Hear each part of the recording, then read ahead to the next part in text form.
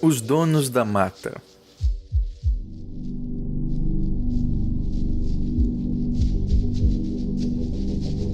Essa história não se passa em uma cidadezinha desconhecida, daquelas onde a luz elétrica ainda teme em não alcançar. Também não aconteceu em uma noite de lua cheia, não ocorreu com algum amigo de um amigo meu, e nem se deu em uma época muito, muito distante. Não, essa história aconteceu em Brasília, no Distrito Federal.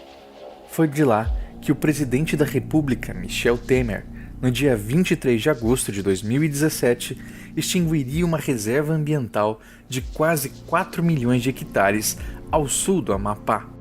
A RENCA, como é conhecida a Reserva Nacional de Cobre Associados, teve sua exploração restrita à pesquisa estatal no final da ditadura militar. A área, rica em ouro e outros minérios, tem grandes reservas naturais e várias terras indígenas.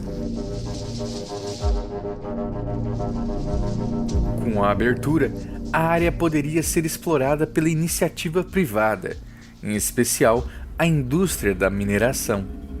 Em nota, o Ministério de Minas e Energia diz que a extinção da RENCA permitirá que a região bloqueada venha a ser beneficiada pela exploração mineral racional e organizada.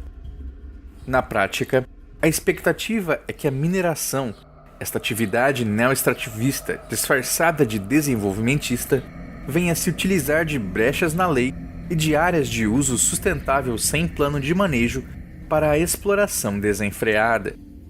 A decisão está sendo tratada como um leilão da Amazônia, a natureza como uma fonte a ser dominada e exaurida, os povos indígenas que habitam essa região como meros entraves para uma fracassada ideia de progresso. O Brasil possui diversos mitos relacionados à proteção da natureza. O mais antigo deles, registrado já em 1560, foi o Curupira. Podemos falar ainda do Caipora, sempre montado em seu porco monteiro, da comadre Fulozinha, tão conhecida em Pernambuco, ainda o Mãozão no Pantanal e uma infinidade de outras criaturas designadas como os donos da mata, seres que desde o início do tempo fazem a mediação da relação entre homem e natureza, em um embate que dia após dia parecem estar perdendo. Neste programa, vamos dissecar o imaginário popular, refletindo sobre o que ele evoca no simbólico. Assim, veremos que estes mitos e lendas, em última instância, não dizem sobre monstros encantados, mas sobre nós mesmos. Eu sou Andrioli Costa e este é o Popularium.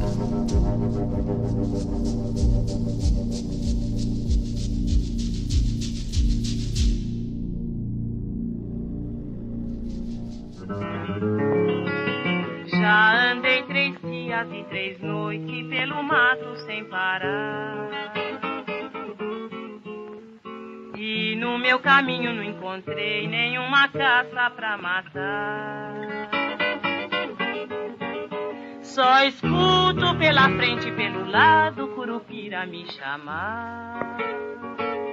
Ora aqui, ora ali, se escondendo sem parar num só lugar. Por esse danado muitas vezes me perdi na caminhada. E nem Padre Nosso me livrou desse danado das estradas. Curupira feiticeiro, sai de trás do castanheiro. Pula pra frente e defronta com a gente, negrinho, covarde, matreiro. Deixa o caboclo passar.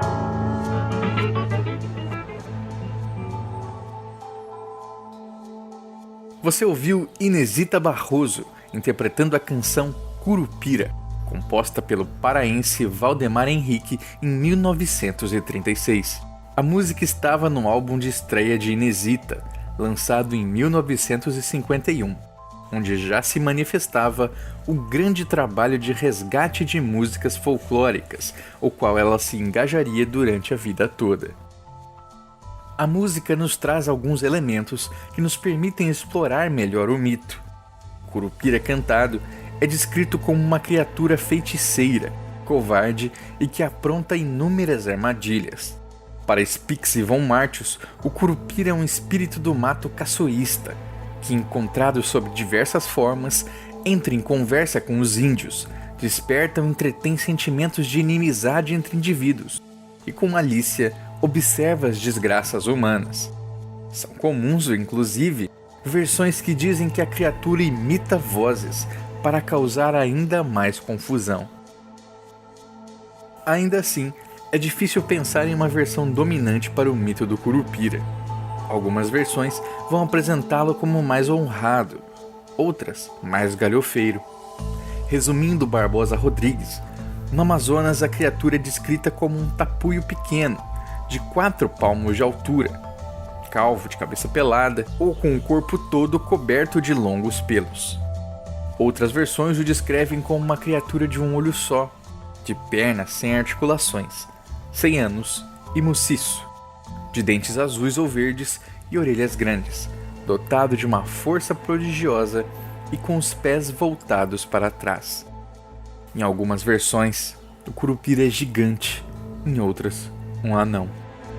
Em comum, apenas uma característica: aquele que não cai nas graças do Curupira sofrerá uma punição.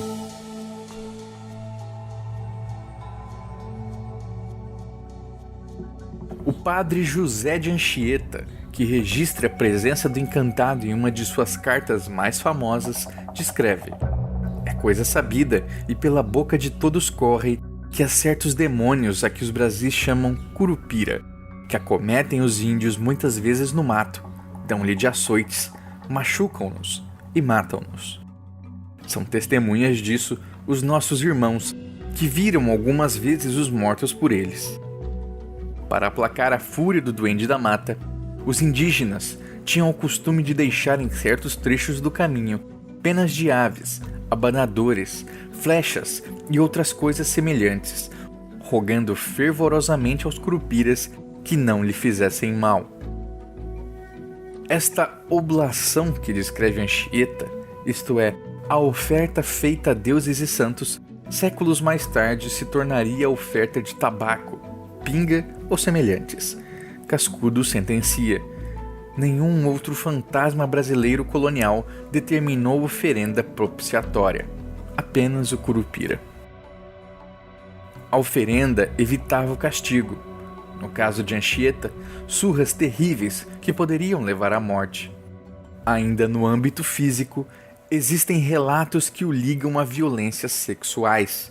O Curupi, versão do duende na mitologia guarani, é conhecido por estuprar aqueles que se perdem na mata.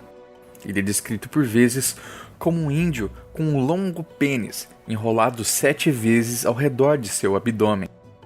Adolfo Colombres, estudando os mitos argentinos, assim descreve: o Curupi é troncudo, baixo, com o rosto cortado por grandes bigodes, que anda quase sempre na hora da siesta. Outra versão diz que caminha de 4 pés, arrastando um exagerado membro viril com o qual laça suas vítimas. Persegue preferencialmente as mulheres, surpreendendo-as quando vão cortar lenha. Basta vê-lo que as mulheres ficam loucas. Além dos castigos físicos, existem aqueles ligados ao psicológico.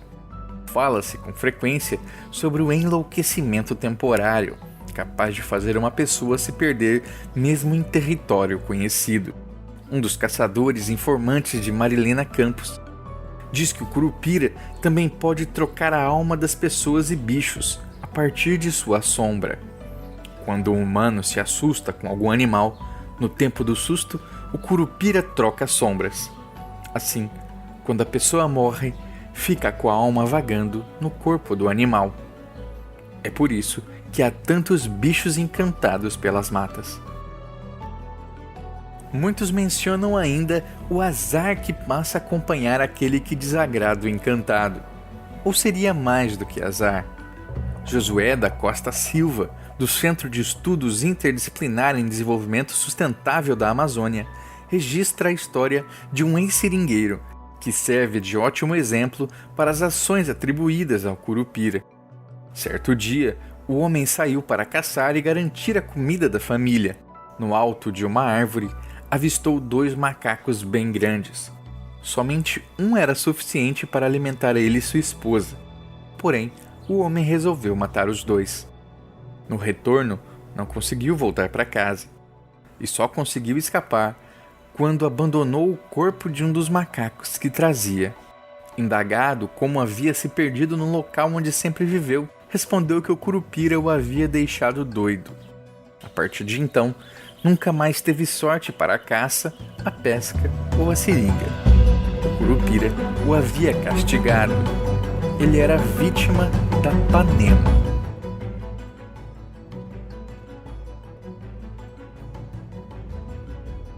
Diversos antropólogos se debruçam sobre a Panema, inclusive o próprio Claude Lévi-Strauss.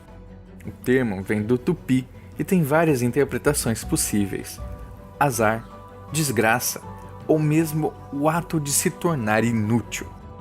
Não se trata de mera falta de sorte, na verdade. O caçador vítima da Panema é acompanhado permanentemente por uma incapacidade de ação.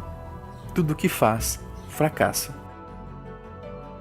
Como descreve o informante de Marilena Campos, ficar Panema é quando a pessoa atira perto e não mata. E tem isso mesmo. Agora, para tirar Panema, dizem que é o chumbo que está frio. Então se mete pimenta malagueta e até café para esquentar o cano da espingarda. Nada disso resolve. A Panema é o grande castigo da Amazônia e é possível contraí-la ao violar princípios regulatórios da comunidade.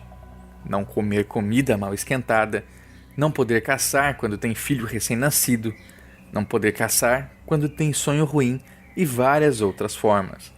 No passado, aquele que caçava e não dividia a caça era grande alvo de Panema. Hoje, relatam os caçadores do Rio Negro, às vezes se divide, às vezes não. Mas no passado, tudo tinha que ser dividido com os tios. Outra variante do Curupira que também trabalha com o castigo e o enlouquecimento é o Mãozão, um duende que habita as matas do Pantanal sul-mato-grossense. Descrito por vezes como um índio muito alto e peludo, o Mãozão, a despeito do nome, não possui mãos gigantescas, mas poderosas.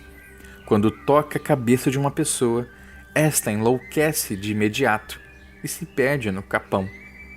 Quando é encontrada, a pessoa está com as unhas e cabelos enormes, como se tivessem se passado anos desde o seu desaparecimento. O antropólogo Álvaro Bandutti Jr. registra histórias de uma luta entre um peão paraguaio e o Mãozão. Atacado pelo encantado enquanto caçava, o homem sacou o facão e se defendeu lutando bravamente. Por fim, o Mãozão decidiu poupar o homem, não apenas por sua bravura, mas porque descobriu que ele tinha uma família pela qual brigava. Reflete Bandutti: o trabalhador é poupado exatamente em função de sua família, demonstrando que o ser fantástico reconhece-lhe a importância. O Mãozão é, deste modo, um personagem que compartilha dos valores da sociedade pastoril. A conclusão é muito próxima daquela que Joel da Costa Silva chegou a interpretar a narrativa sobre Panema causada pelo Curupira. O que realmente este caçador transgrediu? Visivelmente, foi o seu modo de vida, que é organizado compreendendo que sua vida está interligada com a dos outros membros de sua comunidade e com todos os elementos da natureza da qual também faz parte. A falta de uma espécie animal, fonte de sua alimentação, ameaça seu grupo e agride a natureza, seu modo de vida, sua cultura. Esse é um dos aspectos da atuação do Curupira, que não só castiga, mas ensina ao homem como trabalhar, traz consigo as regras de uso dos recursos da mata e integra o indivíduo à natureza. A função do Curupira, percebemos, é da salvaguarda e nem sempre contra a ação antrópica. No Pará, escreve o general Couto de Magalhães, quando se viaja pelos rios e se ouve alguma pancada longínqua no meio dos bosques, os remeiros dizem que é o Curupira que está batendo nas sapopemas, a ver se as árvores estão suficientemente fortes para não sofrerem a ação de alguma tempestade. Henry Walter Bates, em 1864, acompanhava indígenas pelo Amazonas, quando escutaram um barulho surdo ecoando pela mata. Dizem que é o Curupira que bate nas árvores, em algumas versões com seu machado, outras com o calcanhar, e ainda outras com um pênis gigantesco. Bates relata que o mameluco que o acompanhava, cheio de temor, sempre que escutava um destes barulhos, arrancava uma folha de uma palmeira, torcia em forma de anel, com vários nós, e a abandonava na trilha. Curupira se ocuparia de desatar os anéis e deixaria a comitiva em paz. Barbosa Rodrigues registra também outra opção: fazer rodinhas de cipó, ou, numa versão mais cristã, formar 3 pequenas cruzes de madeiras e deixá-las no chão em forma de triângulo. Hermano de Stradelli acrescenta que não só a floresta, mas também a caça se acha sob a guarda direta do Curupira. É sempre propício ao caçador, que se limita a matar conforme suas necessidades, mas castiga o que mata por gosto, persegue as fêmeas e os pequenos ainda novos. Como escreve Barbosa Rodrigues em sua Poranduba Amazonense de 1890, ora fantástico, imperioso, esquisito, ora mau, grosseiro, atrevido, muitas vezes delicado e amigo, chegando mesmo a se apresentar bonachão e compassivo, o Curupira, apesar de tudo, tem a virtude de ser agradecido ao bem que se lhe faz, impondo, contudo, condições que, quando não cumpridas, são fatais. A falta em cumprir com o combinado traz consequências graves. Dizem que certa vez, um pescador, frustrado por não conseguir peixe algum, encontrou o Curupira próximo a um poço meio seco. Explicando sua situação, pediu ajuda ao encantado, que prontamente o atendeu. Em pouco tempo, o Curupira havia pegado uma quantidade enorme de peixes. Agradecido, o tapuio começou a trançar uma cesta para carregar tantos peixes quanto conseguisse, mas eram tantos que seria impossível levar todos. Mais uma vez, o Curupira ajudou. Preparou ele mesmo um minúsculo panacu, onde magicamente colocou cada um dos peixes. Por fim, alertou: leve este panacu nas costas, mas atenção, não o abra até que chegue em sua casa. O homem prometeu que o faria, mas na metade do caminho não resistiu. Como será que o Curupira fez caber tantos peixes num espaço tão pequeno? Assim que tirou a cesta das costas, ainda muito longe de casa, o objeto se desfez e todos os peixes se espalharam pela terra. Em Santarém, no Pará, Charles Hart, no final do século XIX, relata uma história que conta ter ouvido de um tapuio sobre um homem que matou um Curupira.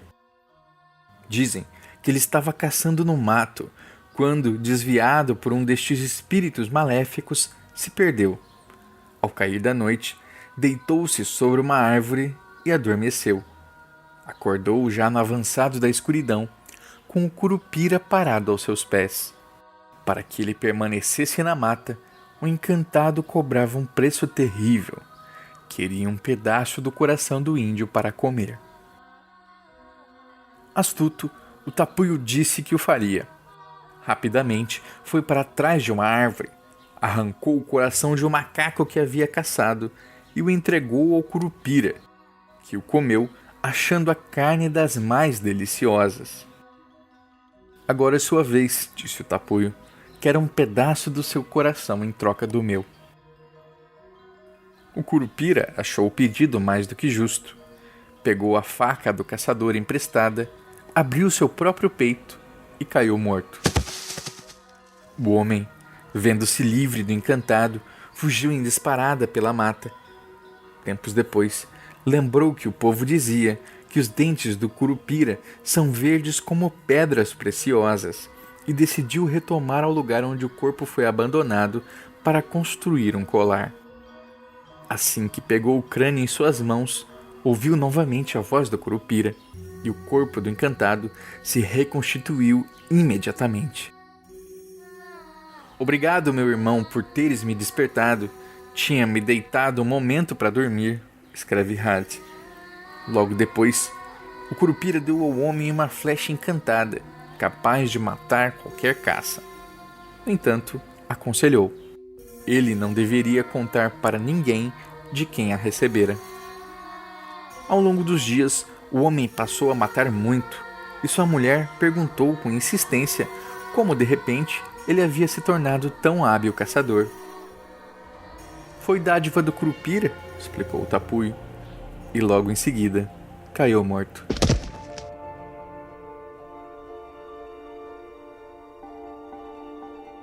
Hart relaciona o mito do Curupira com o mito europeu dos Trolls, especialmente pela semelhança com um conto popular colhido na Noruega. Nele, um troll capturou um homem chamado Boots, que, para se livrar da criatura, propôs um duelo para ver quem comia mais. Boots pendurou sobre o peito uma sacola com fundo rasgado e, ao invés de comer, despejava cada colherada no saco sem fundo. Ao final, o troll, já de barriga cheia, ficou surpreso ao ver como Boots ainda conseguia comer. O homem prontamente explicou: "É que eu tenho cortado um buraco na barriga", contou Boots, mostrando a sacola furada. "E não te faz mal?", quis saber o troll. "De modo algum." Confiante, o troll tomou uma faca, abriu a própria barriga e morreu logo em seguida. Qual a diferença entre as duas histórias?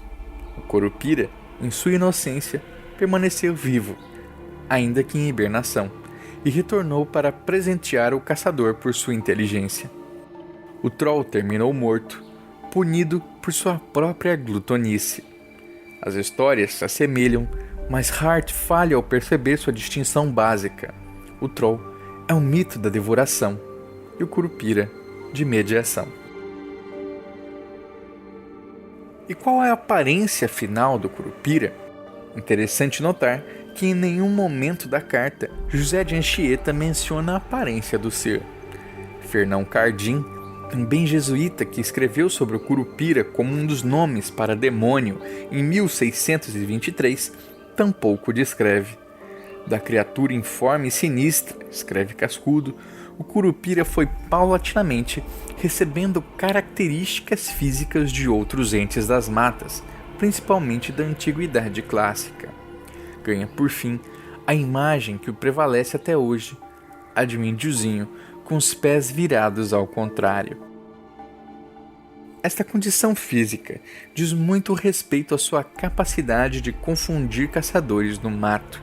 Ao seguir suas pegadas, acreditando perseguir um inimigo, o humano só se embrenharia ainda mais na mata fechada, o grande domínio do Curupira. Interessante notar que esta não é uma característica exclusiva do duende brasileiro. O frei dominicano espanhol Gregório Garcia já falava de seres antigos com os pés virados ao contrário, em 1606. Câmara Cascudo faz o relato de textos antigos, mencionando os pés virados, que incluem, inclusive, descrições de Santo Agostinho. Por outro lado, Urbino Viana não deixa de notar uma descoberta interessante.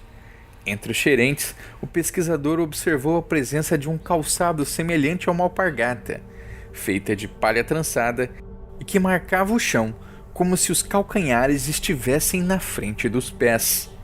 Ao perguntarem o motivo de tal artifício, a resposta foi direta: é para cristão não saber da viagem. Teria o calçado inspirado Curupira, ou teria a sua feitura se inspirado nas narrativas sobre o encantado? Difícil saber. Encontramos pistas também de sua aparência a partir do seu nome.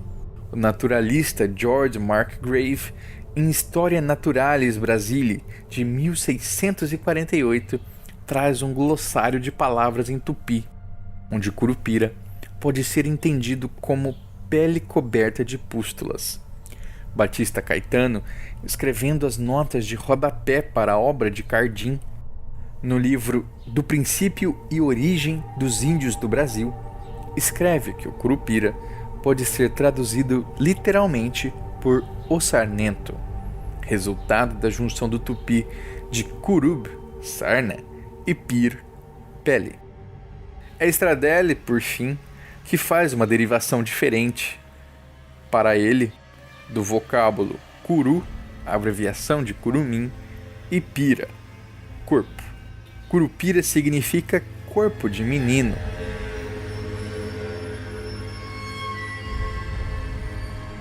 Essa, afinal, é a representação mais conhecida do curupira, um índiozinho, ou ao menos um índio magro e mirrado.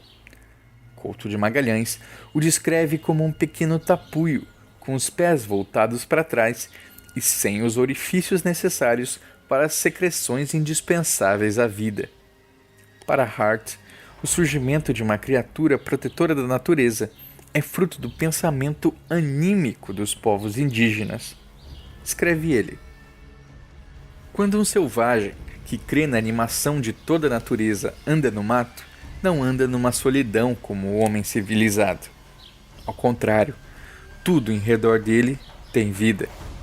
Assim, quando ele se perde na mata, não foi por conta de sua própria confusão, mas porque o próprio mato teve agência em tentar desviá-lo. Assim, nasce a ideia de um espírito maléfico do mato. Com o passar do tempo, esse espírito se torna antropomorfo. Tem naturalmente as próprias feições de um tapuio. É ainda graças aos nomes que conseguimos distinguir curupira e caipora, palavra tupi para caaporã, o habitante do mato. As descrições para a criatura também são inúmeras. Um macaco descomunal e cabeludo, de grandes narinas e pés disformes. Um homem peludo, de cara chata, olho quadrado, unhas imensas e pontiagudas. Uma criança de cabeça enorme. Uma mulher unípede. Hélio Cerejo diz que o caipora às vezes aparece como um índiozinho fumando cachimbo. Às vezes, montado numa onça. Outras, num porco. Às vezes é o próprio porco do mato, peludo de olhos de fogo. Segundo o Couto de Magalhães, representam-no como um grande homem coberto de pelos negros por todo o corpo e cara, montado sempre um grande porco de dimensões exageradas, tristonho e taciturno, e dando de vez em quando um grito para impelir a vara. Quem o encontra tem a certeza de ficar infeliz, de ser mal sucedido em tudo quanto intente. Daí vem a frase portuguesa, estou caipora, como sinônimo de estou infeliz, mal sucedido no meu intento. O argentino Juan Ambrosetti também relaciona o caipora a um gigante, mas a versão local da criatura é bem diferente da nossa. De grande tamanho e corpo peludo, esse gigante vaga cuidando dos animais selvagens que são sua propriedade, armado de um bastão e fumando um cachimbo tétrico formado com o crânio e a tíbia de seres humanos. De tempos em tempos, lança gritos agudos, como se pedisse ajuda, mas pobre do mortal que o responda. O terrível caipora chegará no mesmo instante e, depois de tê-lo golpeado, começará a comer sua carne, fabricando depois um novo cachimbo com seus ossos descarnados. No Brasil, o mito do caipora ficou especialmente conhecido ao ser mediatizado pelo programa infantil Castelo Rá-Tim-Bum, que foi exibido originalmente entre 1994 e 1997. Nele, a caipora era uma criatura feminina, e por isso ainda gera alguma confusão para certas pessoas ouvir falar em um caipora macho. Em verdade, existe um mito próprio que pode ser compreendido como uma versão feminina do caipora, a comadre Fulozinha. Esta encantada, conhecida especialmente nas matas pernambucanas, ataca as pessoas e as afugenta com chibatadas de seu próprio cabelo. Da mesma forma que existe confusão entre caiporas machos e fêmeas, os intérpretes também têm dúvidas quanto ao gênero dos curupiras. Alguns informantes de Barbosa Rodrigues dizem que existem curupiras de ambos os sexos, outros que apenas o macho, que se relaciona com uma feiticeira indígena velha, feia e má. No caso dos curupiras fêmeas, alguns relatam que elas têm lindos cabelos, uma só sobrancelha no meio da testa e que as mamas são sob os braços. Em 1889, Alfred Russel Wallace registra em suas viagens pela Amazônia e Rio Negro a crença de que não existiriam tamanduás bandeiras machos, apenas fêmeas, que os machos seriam os curupiras. Interessante notar que esta versão sobrevive até os dias de hoje. Marilena Campos identifica que esta espécie de tamanduá é tabu entre os grupos de caçadores do Rio Negro. Isto porque o curupira, se não se mostra invisível, assume a forma do tamanduá. Diz a história, relata um caçador, que o curupira é o macho do tamanduá, porque ninguém mata o macho do tamanduá, só a fêmea. Curupira, caipora, mãozão e até mesmo comadre fulozinha. Percorremos neste programa alguns dos mitos mais conhecidos ligados à proteção da natureza. Ao analisar todos eles, percebemos um padrão. Ainda que diversos intérpretes relacionem as criaturas como donos das matas, o sentido de propriedade da palavra dono não é o mesmo que o homem moderno construiu para si. Não é uma posse como um bem que pode ser repassado, sublocado ou cercado, mas um ambiente compartilhado onde todas as formas de vida devem ter suas condições ideais de desenvolvimento. Para que isso ocorra, os guardiões do verde, mediadores de nossa relação com a natureza, impõem uma série de normas. Leis que vêm do curupira ou então da sociedade que ele representa. Ora, não é o mãozão que valoriza a família, não é o curupira que repudia que o marido se ausente com filho pequeno em casa. Não é o caipora que recomenda que filhotes ou fêmeas não sejam abatidos. É a própria comunidade que compreende as regras para a sua sustentabilidade e refletem isso no âmbito do imaginário.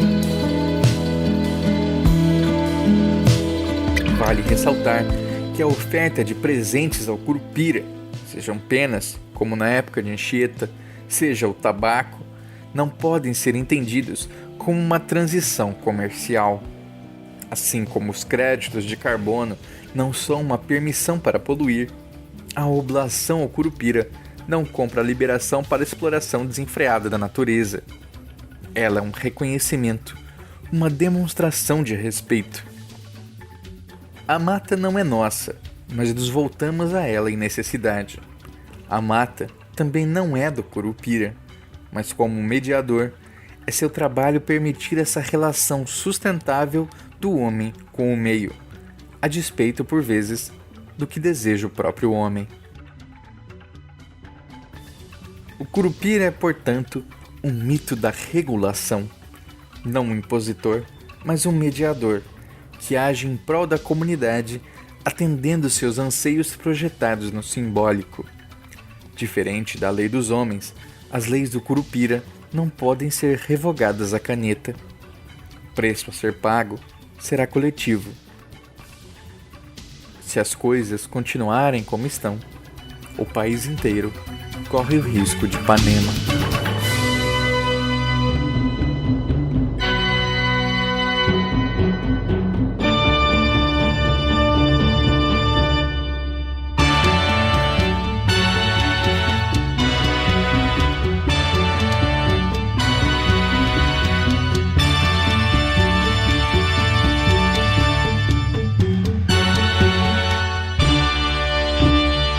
O Popularium é trazido até vocês pelo Mundo Freak, pelos apoiadores que contribuem mensalmente no Apoia-se para um conteúdo de qualidade. Faça parte você também. Acesse mundofreak.com.br. Lá você encontra o roteiro completo do podcast e suas referências bibliográficas. Este episódio foi escrito por mim, Andrioli Costa, o colecionador de sacis. Acesse colecionadordesacis.com.br. A edição é de André Fernandes. Até a próxima!